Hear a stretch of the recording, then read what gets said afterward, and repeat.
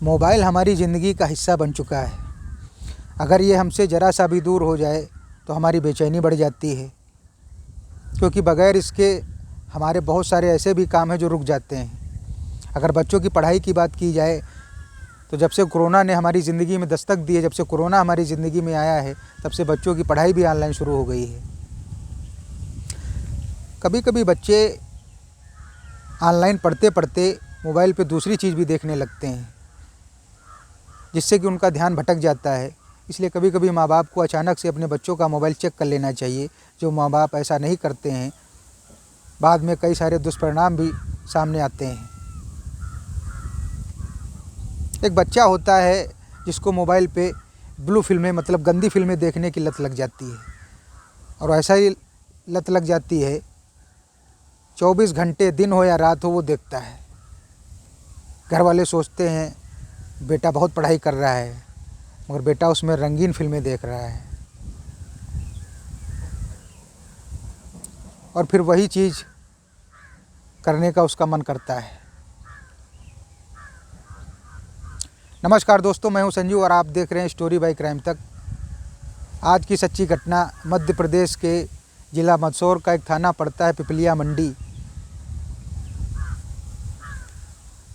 वहाँ एक महिला रहती है अपने 3 बच्चों के साथ, जिसमें 2 बेटे और एक बेटी होती है। बेटी की उम्र 14 साल होती है। उस महिला का पति कई वर्षों पहले एक एक्सीडेंट में मर चुका है। तब से वह अपने बच्चों का भरण पोषण खुद करती है। एक प्राइवेट कंपनी में जॉब करके वो अपने बच्चों का भरण पोषण करती है। 26 अक्टूबर की सुबह जब वो रोज़ की तरीके से ड्यूटी पे जा रही थी, तभी अचानक से उसका बड़ा बेटा घर के अंदर एंट्री मारता है, और जब उसको उसकी छोटी बहन देखती है तो बहुत घबरा जाती, सहम जाती, परेशान हो जाती है। उसकी माँ जैसे अपनी बेटी को देखती है, कुछ उनको अटपटा सा लगता है। वो तुरंत ही अपने कदम घर के अंदर ले जाती हैं और बेटी से पूछती हैं, बेटा क्या बात है, ऐसी कौन सी बात है जो तुम घबरा गई हो, परेशान हो, तुमको सर्दियों में भी पसीना आ रहा है, क्योंकि मौसम सर्दियों का था। बच्ची को समझा बुझा के अपने बड़े बेटे को साथ में लेके ड्यूटी पे चली जाती हैं। बच्चे पढ़ते भी हैं और कभी कभी अपनी माँ का हाथ भी बटाते हैं। शाम को जब वो वापस अपने घर में आती हैं, फिर जब वो लड़की अपने बड़े भाई को देखती है तो फिर वो घबरा जाती है, फिर वो सहम जाती है। अब माँ को कहीं शक हो जाता है, आखिर कोई तो बात है, ये क्यों इसको देख के घबरा रही है।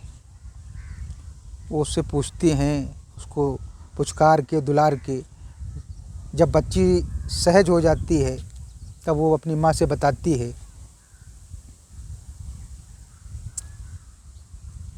वो कहती है कि 24 अक्टूबर को जब उसकी माँ उसके छोटे भाई के साथ कहीं बाहर चली जाती हैं, तो अंकित, जो उसके बड़े भाई का नाम है, वो अपनी बहन के साथ अपनी हवस पूरी करता है। और एक बार नहीं, उस दिन वो कई बार अपनी बहन के साथ अपनी हवस मिटाता है, क्योंकि घर में कोई था नहीं, उसको पूरा मौका मिला था। और उस साथ ही साथ अपनी बहन को बहुत ही डराता और धमकाता है कि अगर तुमने ये बात किसी से या माँ से कही तो मैं तुमको जान से मार दूंगा। बच्ची बहुत डर और सहम जाती है। जब ये बात माँ को पता चलती है तो माँ भी हैरान और परेशान हो जाती है कि कोई सगा भाई इतनी ओछी और इतनी घिनौनी हरकत कैसे कर सकता है। वो तुरंत ही गुस्से में अंकित को मारना शुरू कर देती हैं, और इतना मारती हैं कि वो नीचे ज़मीन पे गिर जाता है, माफ़ी मांगने लगता है पैर पकड़ के। वो फिर भी नहीं रुकती, क्योंकि काम ही उसने ऐसा किया था। वो अंकित को मारते मारते थाने ले जाती हैं और उसको संगीन धाराओं में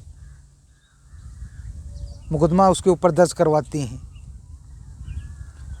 वहाँ की जो लेडीज़ इंस्पेक्टर थी, जब वो रिपोर्ट लिखती हैं तो वो भी हैरान और परेशान हो जाती हैं।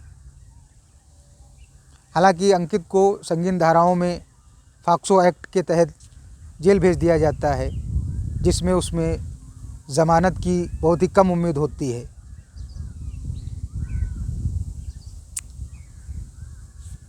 दोस्तों, इस घटना से आप क्या राय व्यक्त करते हैं, ये ज़रूर बताइएगा।